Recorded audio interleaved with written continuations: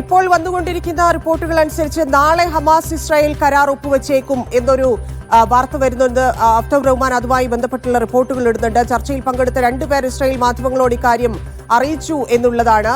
കരാർ ധാരണയിലെത്തിയാൽ വോട്ടിനിടാൻ ഇസ്രായേൽ മന്ത്രിസഭയിൽ ധാരണയായിട്ടുണ്ട്. ഇന്ന് രാത്രി ധാരണയിൽ എത്തിയേക്കാമെന്ന് തുർക്കിയും പറയുന്നു. അപ്പോൾ ഇന്ന് രാത്രിയോടെ തന്നെ ഒരു അന്തിമ ധാരണയിലെത്താൻ സാധ്യതയുണ്ട്. ആ സമ്മർദ്ദം ഇസ്രായേലിനുണ്ട് എന്നാണ് മനസ്സിലാക്കുന്നത്. എം സിയെ തുടരാമോ? അഫ്താബ് റഹ്മാൻ ചേരുന്നുണ്ട്. അഫ്താബ്, എന്താണ് ഇതിന്റെ കൂടുതൽ വിവരങ്ങൾ?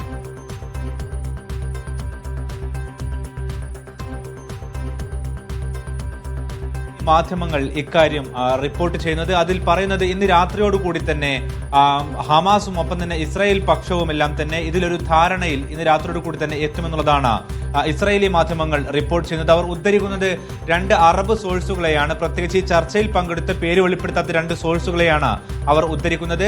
അതിൽ ചൂണ്ടിക്കാട്ടുന്നത് നേരത്തെ തന്നെ യുഎസിന്റെ സമ്മർദ്ദം ഈ വിഷയത്തിലുണ്ട്. അതായത് ഈ വീക്കെൻഡോട് കൂടി തന്നെ ഈ ഒരു വിഷയത്തിൽ അന്തിമ ധാരണയിൽ, പ്രത്യേകിച്ച് ബന്ദി കൈമാറ്റവുമായി ബന്ധപ്പെട്ട വിഷയത്തിൽ ധാരണയിലെത്തണമെന്നുള്ള നിർദ്ദേശം യുഎസ് ഇസ്രായേലിന് നൽകിയിട്ടുണ്ട്. അതിന്റെ അടിസ്ഥാനത്തിൽ ഒരു പക്ഷേ കൂടുതൽ തർക്കങ്ങളിലേക്ക് പോകാതെ ആദ്യഘട്ടത്തിൽ വെടിനിർത്തലിലേക്ക് പോകാൻ പാകത്തിൽ ബന്ദി കൈമാറ്റ ചർച്ചകൾ ഇന്ന് രാത്രിയോട് കൂടി പൂർത്തിയാകുന്നതാണ് ഇപ്പോൾ പുറത്തുവരുന്ന റിപ്പോർട്ടുകൾ. അത് അക്കാര്യം തുർക്കി തന്നെയും സ്ഥിരീകരിക്കുന്നുണ്ട്. തുർക്കിയും ഈ ചർച്ചകളുടെ ഭാഗമാണ്. അതുകൊണ്ട് ഒരു പക്ഷേ ഇന്ന് രാത്രിയോട് കൂടി ഒരു അന്തിമ ധാരണയിൽ എത്തിയേക്കാം. ഇസ്രായേലിന്റെ മന്ത്രിസഭ ഈ ധാരണയിൽ എത്തിയ വിഷയത്തിൽ ഒരു വോട്ടിനിട്ടുകൊണ്ട് അതിൽ അവർ തീർപ്പിലേക്ക് എത്തുകയാണെങ്കിൽ ഉടനെ അത് അംഗീകരിക്കുകയും പിന്നീട് നടക്കാനുള്ള സാധ്യത ബന്ദി കൈമാറ്റമായിരിക്കും.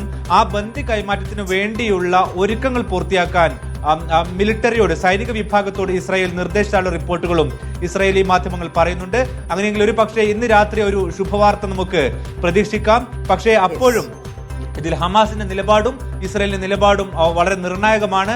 ഏതായാലും കൂടുതൽ തർക്കങ്ങളിലേക്ക് പോകാതെ ബന്ദി കൈമാറ്റത്തിലേക്ക് പോവുകയും അതിന് തൊട്ടു പിന്നാലെ വെടിനിർത്തൽ, അതായത് താൽക്കാലിക വെടിനിർത്തൽ പ്രഖ്യാപിക്കാനുള്ള സാധ്യതയുണ്ട്. ഹമാസ് ഇതിൽ അറിയിച്ചിരിക്കുന്ന കാര്യം വെടിനിർത്തലിലേക്ക് പോകാതെ നിലവിൽ കൊല്ലപ്പെട്ട ബന്ദികളുടെ മൃതദേഹം പുറത്തെത്തിക്കുക സാധ്യമല്ല എന്നുള്ളത് മധ്യസ്ഥരെ ഹമാസ് അറിയിച്ചിട്ടുണ്ട്. കാരണം ജീവനോടെയുള്ളവരെ ആദ്യഘട്ടത്തിൽ ഇപ്പോൾ വിശ്വസിക്കുന്നത് ഏതാണ്ട് 20ഓളം പേർ ബന്ദികളിൽ ജീവനോടെ ഇരിക്കുന്നു എന്നുള്ളതാണ്. അവരെ ആദ്യഘട്ടത്തിൽ കൈമാറും. തൊട്ടു പിന്നാലെ വെടിനിർത്തൽ പ്രഖ്യാപിക്കും. ഈ വെടിനിർത്തലിന് ശേഷം അവിടെയുള്ള ഒരു കോർഡിനേഷന്റെ അടിസ്ഥാനത്തിൽ ഈ മൃതദേഹങ്ങൾ പലയിടത്തുനിന്നായിട്ട് ശേഖരിക്കുകയും പിന്നീട് കൈമാറാനുമുള്ള ഒരു അന്തരീക്ഷം സൃഷ്ടിക്കുന്നുള്ളതാണ് ഇനി നടക്കാനുള്ള ആദ്യഘട്ട പരിപാടി. വീണ്ടും ചേരുന്നുണ്ട്. എം സി, എങ്ങനെയായിരിക്കും ഇപ്പൊ അഫ്താബ് സൂചിപ്പിച്ചതുപോലെ ഹമാസിന്റെയും ഇസ്രായേലിന്റെയും നിലപാടാണ് ഇതിൽ വളരെ നിർണായകം. ഒപ്പുവെച്ച് കഴിഞ്ഞാലുള്ള നടപടികൾ ഏത് തരത്തിലായിരിക്കും? എങ്ങനെയായിരിക്കും ആദ്യഘട്ടം എന്നുള്ള രീതിയിൽ ബന്ദി കൈമാറ്റമായിരിക്കുമോ? അതെങ്ങനെയെങ്കിൽ ഏത് സമയത്ത് എവിടെ വെച്ച് എന്നൊക്കെയുള്ള കാര്യത്തിൽ ഇപ്പോൾ ഒരു വ്യക്തത ഇല്ലെങ്കിൽ നമ്മൾ എങ്ങനെയാണ് അതിനെ കാണേണ്ടത്? ഏത് തരത്തിലായിരിക്കും കാര്യങ്ങൾ നടക്കുക? ഇതിൽ ഏറ്റവും പ്രധാനപ്പെട്ടത് 20 ദിന പദ്ധതി പ്രകാരം പിന്നെ ഈ വെടിനിർത്തൽ കരാർ യാഥാർത്ഥ്യമാവുകയാണെങ്കിൽ 3 ദിവസത്തിനുള്ളിൽ ഈ ബന്ദികളെ, ജീവനോടെയുള്ള 20 ബന്ദികളെയും 28 ബന്ദികളുടെ മൃതദേഹങ്ങളും കൈമാറണമെന്നാണ് ധാരണ. അതുമായി ബന്ധപ്പെട്ട് തങ്ങൾക്ക് അനുകൂലമായിട്ടുള്ള ഒരു സാഹചര്യം രൂപപ്പെടണം. അത്തരമൊരു സാഹചര്യം രൂപപ്പെടുത്താൻ ഇസ്രായേൽ തയ്യാറാകണമെന്ന് 20 ദിന പദ്ധതിയിൽ തന്നെ വ്യക്തമാക്കുന്നുണ്ട്. അതിനുള്ള മുന്നൊരുക്കം എന്ന നിലയ്ക്ക് ഇന്നിപ്പോൾ ഇസ്രായേൽ പ്രതിരോധ മന്ത്രി ഗസയിൽ സന്ദർശനം നടത്തുകയും സൈനികരെ അഭിസംബോധന ചെയ്യുകയും ചെയ്തിരുന്നു.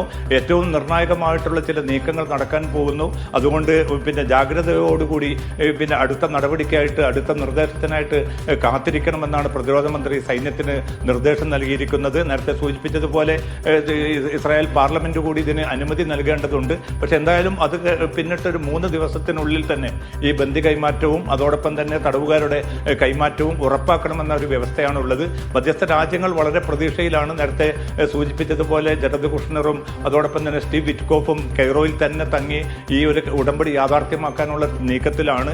ഇനി ഒരുപക്ഷെ ട്രംപ് നാളെയൊക്കെ കരാർ ഒപ്പുവെക്കുകയാണെങ്കിൽ വെള്ളിയാഴ്ച തന്നെയാണ് നോബൽ സമ്മാനം പ്രഖ്യാപിക്കാൻ പോകുന്നത്. ഇതെല്ലാം ചേർത്ത് നമ്മൾ വായിക്കേണ്ടതുണ്ട്. അപ്പോൾ എത്രയും പെട്ടെന്ന് ഒരു കരാറിലെത്തുന്നു, അതോടുകൂടി സമാധാനത്തിൻ്റെ ഒരു പരിവേഷം ട്രംപിന് ലഭിക്കുന്നു. അത്തരമൊരു സാഹചര്യത്തിൽ പശ്ചിമേഷ്യയിൽ മാത്രമല്ല ലോകത്ത് തന്നെ കുറെ കൂടി ശക്തമായിട്ടുള്ളൊരു സ്വാധീനം പടർത്താൻ ഇപ്പോൾ ഒറ്റപ്പെട്ടു നിൽക്കുന്ന ഇസ്രായേലിന് കൂടി പിന്നെ ഗുണകരമായിട്ടുള്ള ചില നീക്കങ്ങൾ നടത്താൻ തനിക്ക് സാധിക്കുമെന്ന ഒരു പ്രതീക്ഷ കൂടിയാണ് ട്രംപ് പങ്കുവെക്കുന്നത്. എന്തായാലും കൈറോയിൽ ഈ സമാപിച്ച 3 ദിവസത്തെ ചർച്ചയും വളരെ ശുഭകരമായി തന്നെ നീങ്ങുന്നു എന്നാണ് ഇപ്പോൾ ഏറ്റവും അവസാനവും നമുക്ക് ലഭ്യമാകുന്ന റിപ്പോർട്ടുകൾ.